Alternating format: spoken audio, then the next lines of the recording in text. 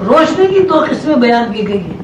ایک روشنی وہ ہے جو نگاہ کے ظاہری رخ سے دیکھی جا سکتی ہے، اور دوسری قسم روشنی کی وہ ہے کہ اس کا دیکھنا نگاہ کے داخلی رخ سے ممکن ہے. جو روشنی کی قسم نگاہ کے داخلی رخ سے نظر آتی ہے وہ اصل سے یکساں حالت پر قائم ہے، اس میں کوئی تغیر واقع نہیں ہوتا. ساتھ ساتھ اس روشنی میں نقش و نگار بھی نہیں ہوتے، البتہ ہونے کا احساس اور ذات کا ادراک ہوتا ہے. روشنی کی وہ اثر جو ازل سے یکسانیت پر قائم ہے اور غیر متغیر ہے، اس کا اصطلاحی نام صادر العین ہے. روشنی کی دوسری اثر جو ازل سے یکسانیت پر قائم نہیں ہے اور یکسانیت پر قائم نہ ہونے کی وجہ سے تغیر واقع ہوتا رہتا ہے، اس کا اصطلاحی نام عین ہے. صادر العین اور عین یعنی غیر متغیر اور تغیر پذیر کی اصلیں عالم امر میں قائم ہے. عالم امر کی بہت زیادہ تفصیل کے ساتھ تشریح کی جا چکی ہے. صادر العین اور عین کے بعد نقش و نگار اور خد و خال کا عالم شروع ہوتا ہے. ان خد و خال نقش و نگار کے مرحلوں کے بھی دو رخ ہیں. ایک رخ کا نام مثالیت ہے اور دوسرے کا نام عنصریت ہے. ہم جب مثالیت کا اصطلاحی لفظ استعمال کرتے ہیں تو اس سے مراد یہ ہے کہ روشنی کا ایسا حیولہ جس کو ہم روشنی کا جسم کہتے ہیں، ہمارے اندر کی نگاہ، روح کی نگاہ، داخل کی نگاہ اس حیولے کو دیکھ سکتی ہے، اور آدمی کے اندر ادراک اس کو پوری طرح محسوس کر سکتا ہے. اس حیولے یا روشنی کے جسم میں خد و خال موجود ہوتے ہیں. خد و خال تو مادی جسم کی طرح ہوتے ہیں، لیکن ان خد و خال، نقش و نگار اور جسمانی تمام اعضاء کے مرکز مادی دنیا میں نہیں ہوتے. اس کا مرکز عالم نور میں ہے. دوسرا رخ یا دوسرا مرحلہ جو ایسا حیولہ ہے جس کو ہم عنصریت کا نام دیتے ہیں اور اس میں تمام خد و خال موجود ہیں، اس کا مرکز مادی دنیا میں ہوتا ہے. یہ دونوں مرحلے یعنی روشنی کا جسم اور روشنی کے جسم کے خد و خال اور تمام اعضاء یعنی مثالیت، اور دوسرا مرحلہ جو مادیت کے نقش و نگار پر قائم ہے یعنی عنصریت، دونوں کا تعلق عالم امکان سے ہے. یعنی ان دونوں رخوں کو روحانی اصطلاح میں عالم امکان کہتے ہیں. اس طرح جب ہم کائناتی تخلیقی عوامل، کائناتی تخلیقی فارمولوں پر غور کرتے ہیں تو ہمیں کائنات میں 4 بعد نظر آتے ہیں. بعد سے مراد ایک دوسرے کی حدوں کا تعین اور ایک دوسرے سے ایک طرف گریز اور دوسری طرف کشش ہے. کائنات میں 4 بعد پائے جاتے ہیں. 4 بعد کی تشریح کی گئی ہے. وہ یہ ہے: نمبر 1 صادر العین یعنی کائنات کی وہ اثر جو غیر متغیر ہے. نمبر 2 عین روشنی کی وہ اثر جو تغیر پذیر ہے، لیکن روشنی کی اس اثر میں ابعاد و خد و خال نہیں ہوتے.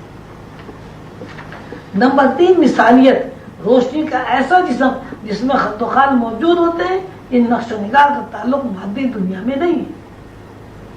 نمبر 4 عنصریت روشنی کا ایسا جسم جو مادی دنیا سے تعلق رکھتا ہے، تمام خد و خال موجود ہوتے ہیں، مرکز مادی دنیا ہے. عنصریت وہ جسم ہے، وہ خد و خال ہے جو ظاہر آنکھ سے نظر آتا ہے. مثالیت وہ جسم اور وہ روشنی ہے اور وہ خد و خال ہے جو مادی آنکھ سے نظر نہیں آتا، باطنی آنکھ سے نظر آتے ہیں. یہ بات بتائی جا چکی ہے کہ اصل غیر متغیر روشنی کا جسم اور مادی جسم براہ راست مرحلہ وار فیڈ ہوتے رہتے ہیں، اور یہ فیڈنگ 4 نہروں کے ذریعے قائم ہے. ہر نہر اپنے حدود میں بعد کہلاتی ہے اور ہر نہر اپنے اندر مخصوص صفات رکھتی ہے. سیدنا حضور علیہ الصلوۃ والسلام سے جب یہ سوال کیا گیا کہ کائنات سے پہلے کیا تھا تو آپ نے ارشاد فرمایا امعاء. اس کے بعد سوال کیا گیا پھر کیا ہوا، ارشاد فرمایا ماں. امعاء عربی اصطلاح میں ایسی منفیت کو کہتے ہیں جو عقل انسانی میں نہ آئے، یعنی جس میں خد و خال موجود نہ ہو. اور ماں عربی میں مشیت کو کہتے ہیں جو دراصل کائنات کی بنیاد میں اور خد و خال نہ ہونے کے باوجود عقل انسانی اس کا ادراک کر سکتی ہے. اسی مشیت کا نام روحانیت میں عالم امر ہے. مشیت سے ماورا امعا کو عالم نور کہا جاتا ہے. انسانی تفہیم و تعلیم اور شعور اور لاشعور کی معراج عالم نور سے جس مقام تک ہے اس کا نام حجاب محمود ہے. حجاب محمود عرش کی بلندی ہے. وہ بلندی جس کو عرش کی انتہا کہا جا سکتا ہے. انسان کے اندر اتنا ادراک موجود ہے کہ وہ حجاب محمود کی تفہیم کا خود کو خوگر بنا سکے. حجاب محمود کے اندر اللہ کی جو تجلیات و صفات موجود ہیں اور ان بلندیوں میں جو کچھ کار فرما ہے اس کو سمجھ سکے. یہ وہ عالم ہے جہاں صرف انسان کی پہنچ ہے. اس مقام پر مقرب فرشتے بھی نہیں پہنچ سکتے. اس عالم سے نیچے ایک اور عالم ہے جسے سدرۃ المنتہا کہا جاتا ہے. سدرۃ المنتہا مقرب فرشتوں کی پرواز کی انتہا ہے. سدرۃ المنتہا سے نیچے ایک اور بلندی ہے. اس بلندی کی وسعت کو بیت المعمور کہتے ہیں.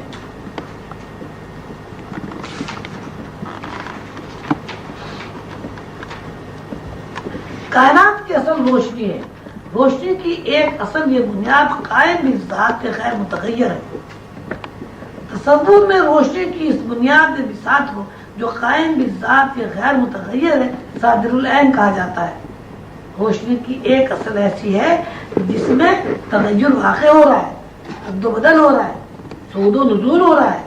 اس اثر کو جس میں تغیر واقع ہو رہا ہے اور رد و بدل ہو رہا ہے روحانیت میں عین کہا جاتا ہے. روشنی کی ایک اصل یہ ہے کہ اس میں تغیر واقع ہو رہا ہے لیکن اس تغیر میں ابعاد یا خد و خال نہیں ہے. لیکن روشنی کی ایک اصل وہ ہے جس میں خد و خال اور ابعاد موجود ہیں. ابعاد دو طرح کے ہیں. ایک خد و خال یا نقش و نگار گوشت پوش کی آنکھ سے نظر آتے ہیں اور روشنی کی جس میں نقش و نگار ظاہرہ اور گوشت پوش کی آنکھ سے نظر نہیں آتے. روشنی کی ان خط و خال کو داخلی آنکھ دیکھ سکتی ہے. نہ صرف داخلی آنکھ دیکھ لیتی ہے, ادراک محسوس بھی کر لیتا ہے. اس حیولے میں جس میں ابعاد پائے جاتے ہیں لیکن گوشت پوش کی آنکھ نقش و نگار کو نہیں دیکھ سکتی, اس کا مرکز مادی دنیا میں نہیں ہے. روشنی کے جسم کو جس میں خط و خال تو موجود ہے, حواس بھی موجود ہے, ظاہر آنکھ نہیں دیکھ سکتی. اس کو ہم میٹر میں قید نہیں کر سکتے, نہ ہی مادہ براہ راست اسے چھو سکتا ہے. اسی روشنی کے جسم کا دوسرا مرحلہ یا نقش و نگار جب مادیت میں داخل ہو جاتے ہیں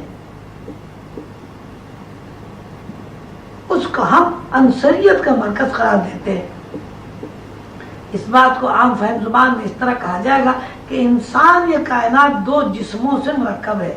ایک جسم روشنی کا جسم ہے اور دوسرا جسم مادی جسم ہے. مادی جسم مادی آنکھ سے نظر آتا ہے اور روشنی کا جسم روح کی آنکھ سے نظر آتا ہے. لیکن مادی جسم کی تمام حرکات و سکنات اور ہر قسم کا عمل روشنی کے جسم کے تابع ہے. اگر روشنی کا جسم مادی جسم کو زندگی سے متعلق اطلاعات فراہم نہ کرے تو مادی جسم بیکار اور عزم معطل ہے. جب تک روشنی کا جسم مادی جسم کو اطلاعات فراہم کرتا رہتا ہے مادی جسم زندہ, متحرک اور فعال رہتا ہے. جب روشنی کا جسم مادی جسم کو اطلاعات دینا بند کر دیتا ہے تو مادی جسم پر موت وارد ہو جاتی ہے. باوجود ہے کہ مادی جسم کے تمام خط و خال موجود ہیں, کان, ناک, آنکھ, زبان, لیکن چونکہ روشنی کے جسم نے زندگی سے متعلق اطلاعات دینا بند کر دی ہے, جسم کے اندر وہ عناصر جن عناصر سے ابعاد بنتے ہیں بیکار ہو جاتے ہیں. اس کا مطلب یہ ہوا کہ زندگی کے اصل اور زندگی کے جتنے تقاضے, احساسات, جذبات, جتنے عوامل کار فرما ہیں وہ اسی وقت تک متحرک ہے روشنی کا جسم مادی جسم سے جب تک ہم رشتہ ہے, اور مادی جسم کو زندگی کے بارے میں اطلاعات فراہم کرتا رہتا ہے. ہم نے کائنات کی 4 نہریں, 4 ابعاد یا خد و خال یہ 4 سمتیں متعین کی ہیں. ایک جہد, ایک اصل میٹر ہے, دوسری سمت, دوسری جہد. معافی جی دوبارہ پڑھتا ہوں. ہم نے کائنات کی 4 جہدیں, 4 ابعاد یا خد و خال یہ 4 سمتیں متعین کی ہیں. ایک جہت ایک اصل میٹر ہے، اور دوسری سمت دوسری جہت یہ دوسرا تعین روشنی ہے، تیسری جہت تیسری سمت نور ہے، اور چوتھی سمت یہ چوتھی جہت اللہ کا ذہن ہے، جس کو مرشد کریم قلندر بابا اولیاء نے واجب کی اصطلاح سے بیان کیا ہے۔ انسان کی روحانیت، انسان کی سکت، انسان کی صلاحیت یا انسان کے علم کی معراج یہ ہے کہ وہ چوتھی سمت یعنی علم واجب، جس کو حجاب محمود کہا گیا ہے، دیکھ لیتا ہے۔ حجاب محمود سے مراد عرش اعظم کی انتہا ہے۔ ہم جب عرش کا تذکرہ کرتے ہیں، عرش کے اوپر کے مقامات کا تذکرہ کرتے ہیں، تو ہمارے سامنے زمین، 7 آسمان، عرش، سدرۃ المنتہا اور بیت المعمور ہوتا ہے۔ سدرۃ المنتہا اور بیت المعمور سے آگے کے مقامات حجاب عظمت، حجاب کبریا اور حجاب محمود ہیں۔ اللہ تعالیٰ کا تکوینی نظام جن قواعد و ضوابط اور قوانین کے اوپر جاری و ساری ہے، اس میں فرشتوں کا بڑی حد تک عمل دخل ہے، لیکن فرشتوں کی پرواز کی انتہا سدرۃ المنتہا ہے۔ اس کا مطلب یہ ہوا کہ انسان کی پرواز فرشتوں سے بہت آگے ہے۔ فرشتوں کی قسمیں، فرشتوں کی اعلیٰ قسم یا فرشتوں کا اعلیٰ طبقہ ملائکہ مقربین کہلاتا ہے، یعنی فرشتے کی انتہائی پرواز سدرۃ المنتہا سے آگے نہیں ہے، جبکہ انسان کی پرواز سدرۃ المنتہا سے آگے بیت المعمور، حجاب کبریا، حجاب عظمت اور حجاب محمود تک ہے۔ سدرۃ المنتہا اور بیت المعمور کی حد میں رہنے والے اور پرواز کرنے والے فرشتے 3 گروہوں، 3 طبقوں پر مشتمل ہیں۔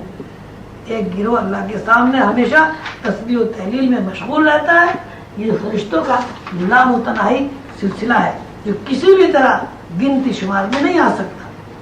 یہ گروہ رکوع و سجود کسی بھی طرح اللہ کی تسبیح میں ہمیشہ مشغول رہتا ہے۔